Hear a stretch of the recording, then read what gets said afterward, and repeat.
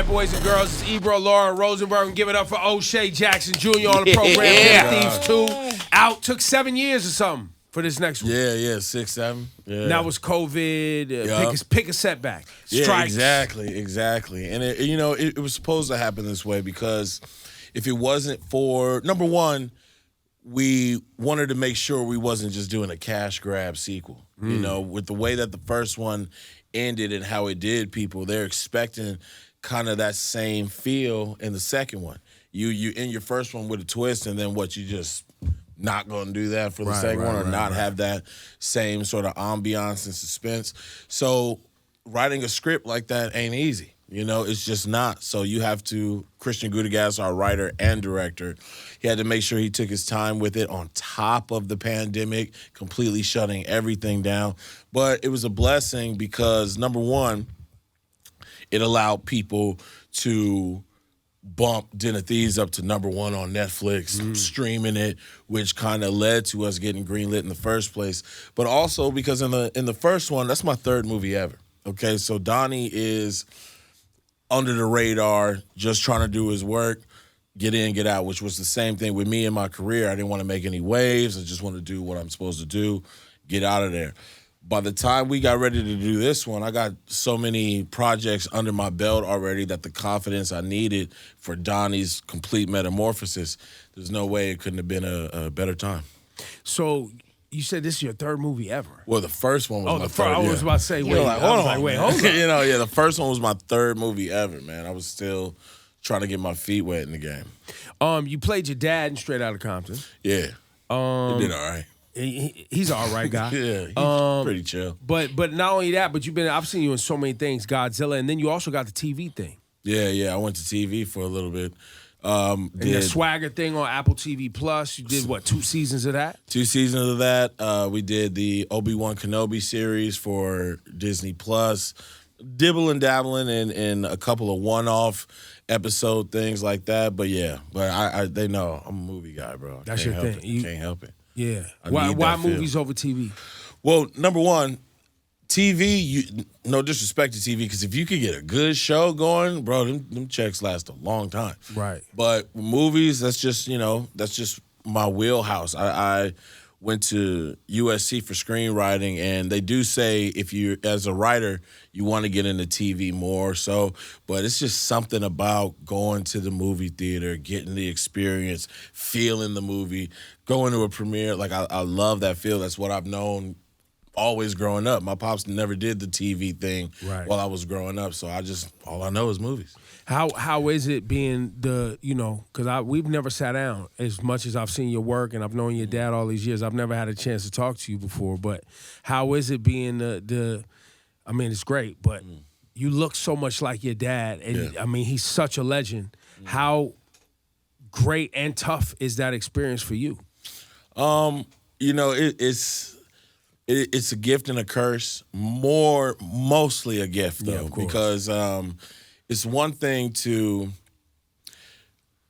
have your father's name and you try to make a name for yourself. It's another thing to look like your dad and still trying to make a name for yourself. Right. It's another thing for your first job to be playing him and still trying to make a name for yourself. So, in the beginning, I used to look at it as, what everybody would tell you, getting out of your father's shadow and all that. And then just as I got older, I just threw that out the window. The idea of getting outside of somebody's shadow is the concept of somebody on the outside looking in. The way that you have to look at it is you have to push your family's name. Your family's name is what you really hold. And so you have to push that forward. There was a time in my life where I had to make a decision whether I wanted to go the music route or the film route. And I just said, there's no way I'm going to put our family name to new heights in music. It's just not going to happen. But in film, I felt like rappers get typecast all the time. Like, there's just certain things that these dudes who greenlight movies are not going to see you as. They're not going to make Lil Wayne a doctor. They're not, you're like, I do not. There was a bunch of people who wanted my dad to be Jon Stewart, the Green Lantern, but they don't see Ice Cube like that. They're scared of him. They only going to give him roles where he can be scary. Every wholesome thing that you've seen my dad be in, he had a hand in writing himself. He had to make it himself. Yeah. Exactly. So this is it's not the most prestigious award, but the MTV award. When I was a kid, I wanted that popcorn so bad, and it would always go to Adam Sandler. But I wanted that popcorn so bad, and then when I did Straight Outta Compton, it fell on the 25th anniversary of the MTV Awards, and so the first time my family got that popcorn, it had my name on it. Wow. So it was cool. so I was That's like, this dope, is bro. what we doing. I'm taking our name to new heights in acting.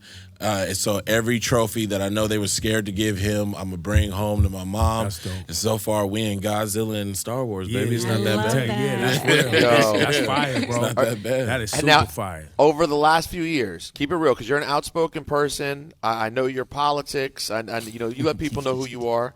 Have you had any moments where you've had to hit your dad up and be like, yo, Dad, man, why are you doing an interview with Tucker Carlson, my guy? Man, the thing with that is I know what the conversations were before stuff like that happened. And when it comes to my dad, when he wants to get his word out, it does not matter who called him. And if other people would have called him and like, come on, he would have did them too. It's not like this is his buddy that he hit up personally. So it was a matter of whoever calls this phone and gives him a platform to say what he got to say, he's going to go on. Only one park did it. So, I mean, I try to wash my hands of it. Everybody who follows me on Twitter knows I'm quite aggressive. And any disputes they got, go tell it to him. What the hell you telling me? Do you So guys we've had do you your guys dad talk up politics, though? Do you guys get into those subjects a lot personally? With the Lakers, it's not. But correct me if I'm wrong. So, knowing your dad a long time, Yeah. your dad never really fucked with none of these politicians. He don't. Right. It hits, and so people interpreted obviously him meeting with Trump Jr. or whatever like that. He was pro GOP. No. He was only pro black. Yeah. Anybody who will let him get that message out Now, on the waves. I told him straight up, they're going to use you and make it look like you're pro that, and that's going to be the narrative. And he understood that, but he was like, I don't give a fuck about that. I still want to, like you said, say what needs to be said on behalf of the community that is most near and dear to my heart. Exactly. And he came out and said it when they were trying to spin it and be like, he Yeah. is, for us. He was like, no, I'm not. Yeah, he had a song called "Arrest the President," where he's specifically talking about that side and Yeah. everything going on, but people ignore that. Even during this run, they try to chop up an old video of him during the pandemic to try to act like he was still talking for that Wow. side. Right. And it's just like the internet is going to do what it wants. We're in a time where you don't even know if it's real people talking. That's right. On the internet. So it's just another machine, and you gotta ignore it. You gotta get past it, and you just gotta focus on you. I thought That's you were why- AI Ice Cube for 2 years. I mean, now, I'm gonna ask you a tough one. Power rank the following things: Okay.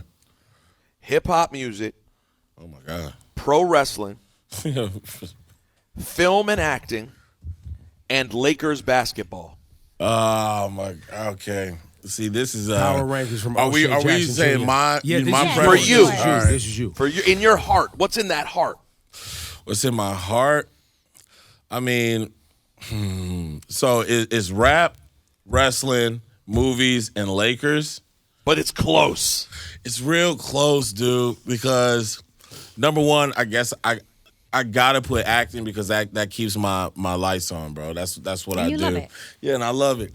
Number two, I'm gonna have to put in pro wrestling because I make money off that too. The No Contest Wrestling Podcast. Shouts to the Holla No at your Contest boy. podcast Thank you, on thank Rich you, thank Eisen's you. network. Wait, what's better, No Contest or what's yours called? Yo, TP. chill. Yo. Because he was the first one to put me on a wrestling podcast. Okay. He was the first person to get me onto the internet, giving my points. So I'm forever grateful to you, Rosenberg, dude. You were the first person to have me as a guest of But any now of you these trying to take him out platforms. though. Yo, chill. Let's finish. Chill. And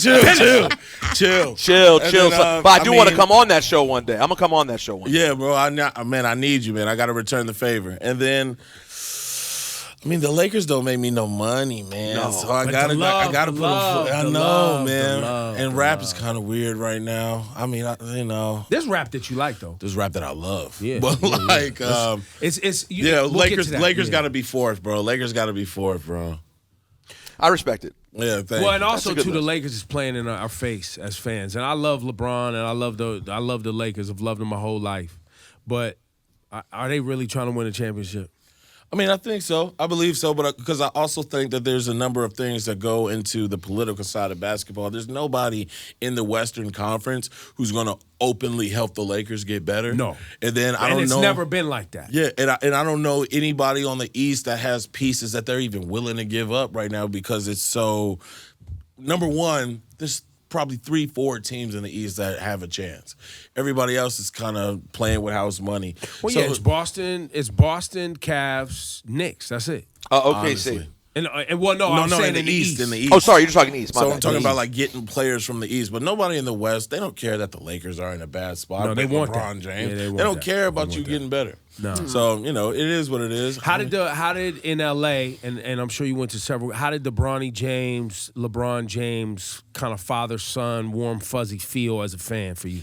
I mean, I loved it. I outside of Manu Ginobili and Isaiah Thomas, the sequel, not the Detroit Pistons Isaiah Thomas, but outside of those two, there hasn't been a huge player after the 55th pick. It's the 55th pick. Like, we can do whatever we want with it, and for him to be able to use it to get Bronny onto the Lakers, I mean, I know I'm personally in no position to think that's whack, but like we accepted it, we loved it. It was for one game.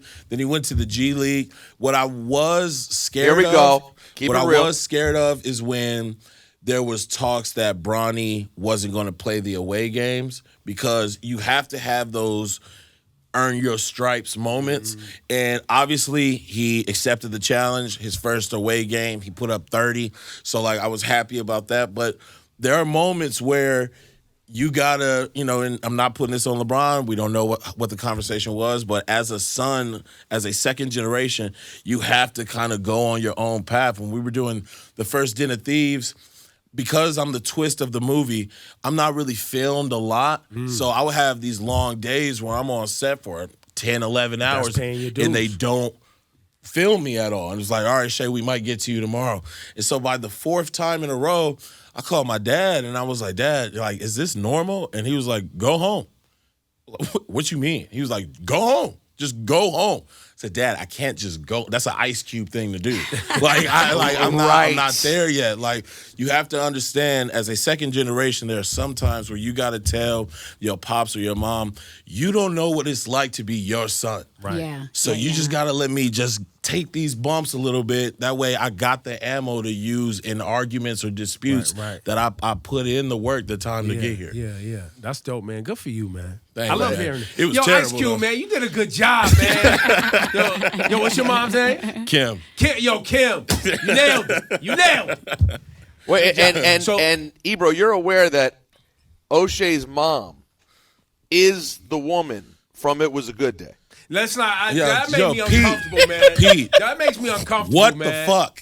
It's early in the morning, bro.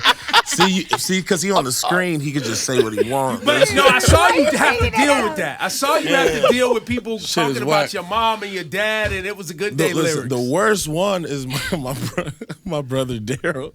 So my brother Daryl, before I was able to go on tour with my pops, he was the one being the hype man for my pops on stage. And so like that first night of like, because he got to do the second book. Right. I got a beat from. Oh man! So now the lyric is I got a beat from her. Right. So like, I appreciate it. Shout out to Dad. That's so Appreciate funny. that. Yeah, change it up. the whole Ice thing Cube, is you getting soft, Got- big. no, You no, got no. soft. No, it's so hip hop. The whole family's so hip hop. Nah, It's weird. super. So Den of Thieves 2, will there be a 3?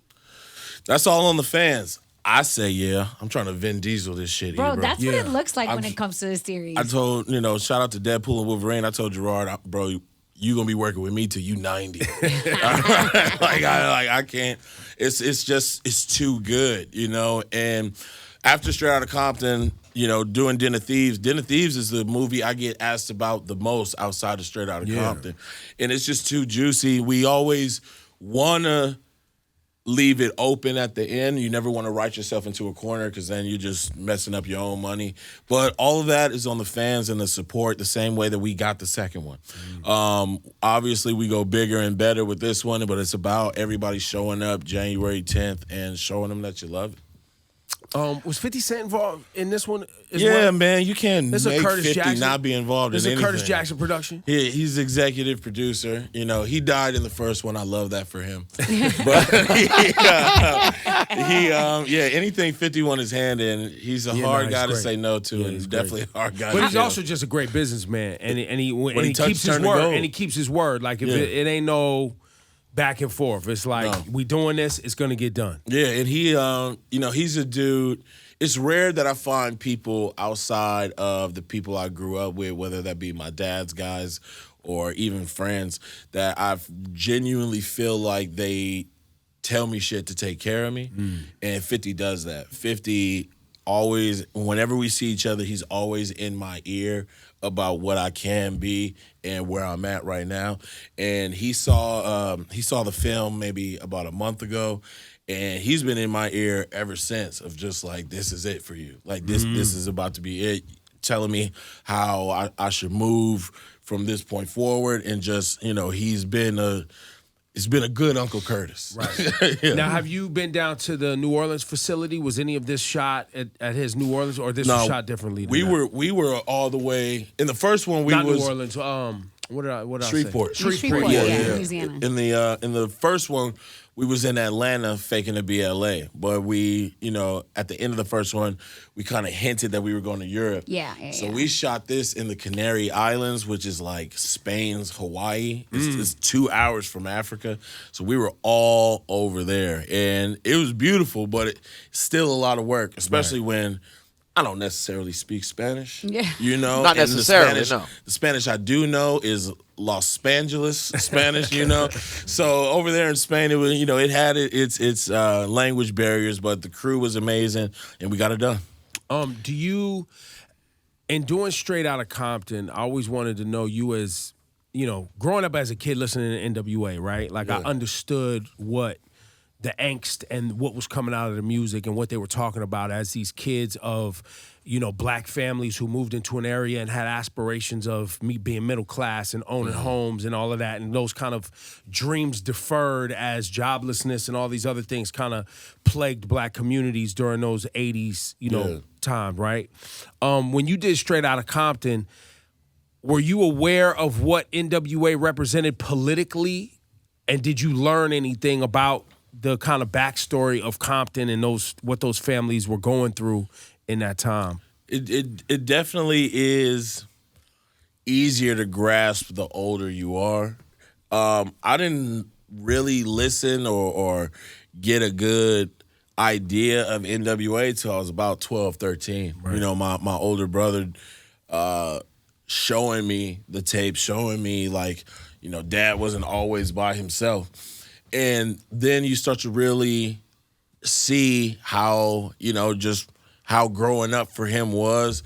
I mean, my dad would tell me stories of like, for fun, we used to throw batteries at the bus. And I was like, the hell are you talking about? Like, that sounds like a crime. So like to hear it through the music, that was cool. But I didn't really grasp what my dad meant to people till I was 18. We went to Australia for a tour. And I used to, like, me and my older brother Daryl were part of crew. Like, we were help put up the LEDs for the stage, the big inflatable W's that you see. We had to work those, put them back on the bus, fill up the crates, and also be his hype man. We would do 2 songs with him. And at the end of the night, we'd go get the set list off the stage. And this dude in Australia was like, hey, can I talk to you? And I went up to him, and he was like, he gave me a card. And he was like, tell your dad that I was heavy in the gangs, heavy in the drugs, and listening to his music changed me. And his card, he was a doctor now. And so I was like, damn, like, your dad probably wrote that shit in the kitchen. And like, it changed this dude's life from across the world. And so I started to grasp it then. And then by the time I hit 24, when it was time to film Straight Outta Compton, my mind had fully wrapped and warped around like what he means to people. And so when that happens, that type of stuff, when it came to auditioning, I was like, it has to be me to tell the story. I can't let this slip through my fingers. I got to get this part.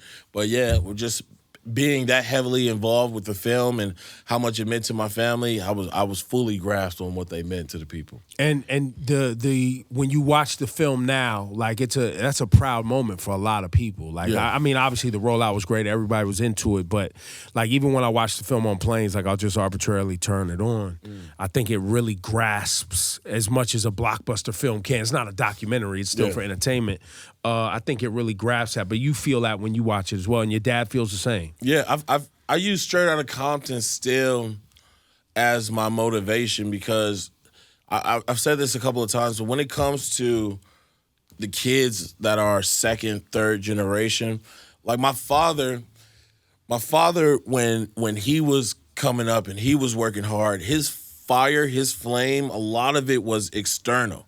Like he can see that he wants to get out of this environment. He can see the change that he wants in his life. And then that helps his internal fire for him to work and get out of that. When you are second generation, life is good. Yeah. I have nothing to look at and be like, man, I got to get out of here. Like life is chill. So it's easy to become content. But when I was doing Straight Outta Compton, it was the fear of not getting it. I left school in the middle of my second year, and it took 2 years for me to get the part. So I'm watching all my friends graduate on Instagram without me. So if I don't do this, I fucked my life up. So now that fear is building the fire. And then my family is relying on me. My siblings are like, dude, you gotta do this. You gotta do this. So now that's gearing my fire again. And it was those moments of just being scared that like got me to the part and got me to knock it out. And then after I did the movie, for a year, I didn't get any work.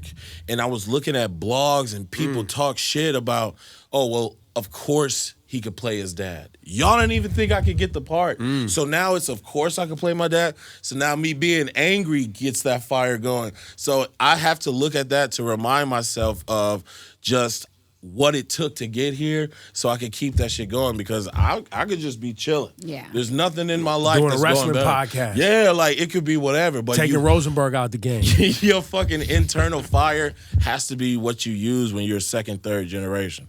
Well, a terrible transition, but Oh my God, here we go.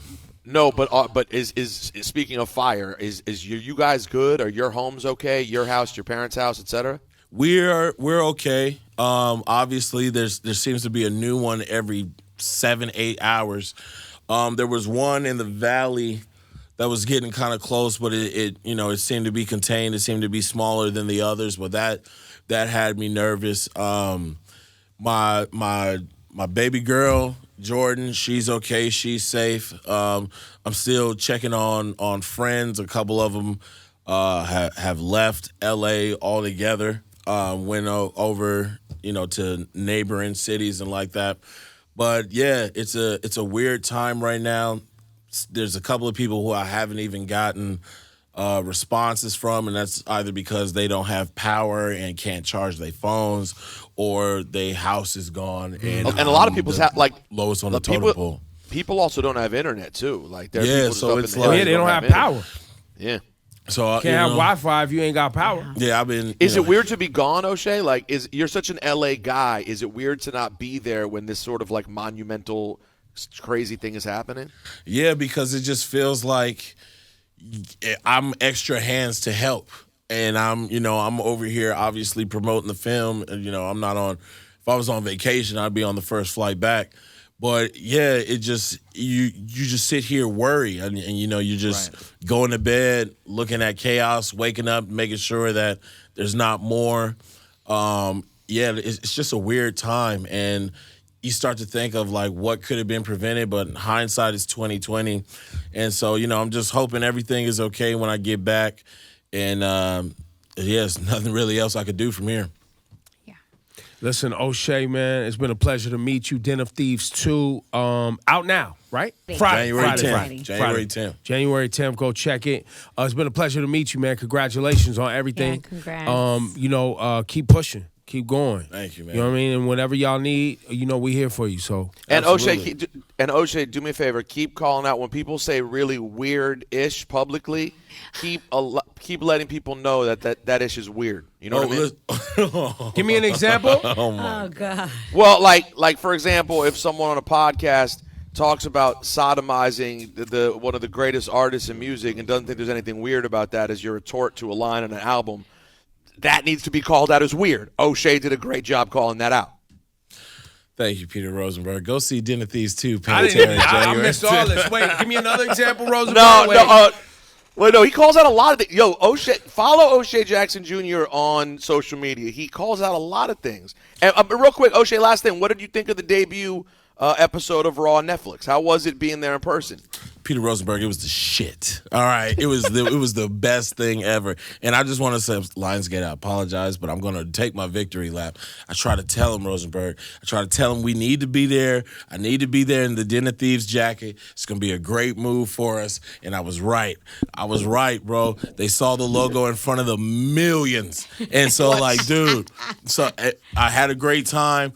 I was obviously in the Clippers arena, but I had the Lakers championship belt. I was going to bring that up. How You dare had the you walk Lakers in there? belt. Yeah, bro, I'm not playing no games. I might be in the Clippers arena, but the Clippers arena is in the Lakers city, bro.